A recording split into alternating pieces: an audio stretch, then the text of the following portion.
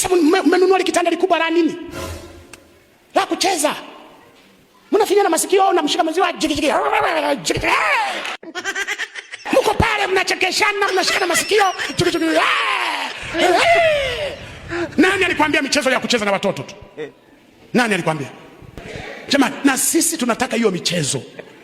Wanaume na sisi tunaitaka. Sema tu kuidai ndio shida. Na mimi tunataka na mimi unishike nikwambia, wewe niache nimechoka. Moyoni nasema endelea. Nasikia. Na sisi tunaitaka. Sasa tunaipata wapi? Kuna mahaba ya kuweka mkono kwenye nani ya mume wako hapa, anakula ugali, alafu namwambia unauonaje ugali? Subiri kwanza nile nakuuliza tu. Kwenye familia sasa hivi mahaba hayapo. Ukitaka kuweka mguu kidogo kwa mwenzako utasikia hayo mambo waachie wazungu.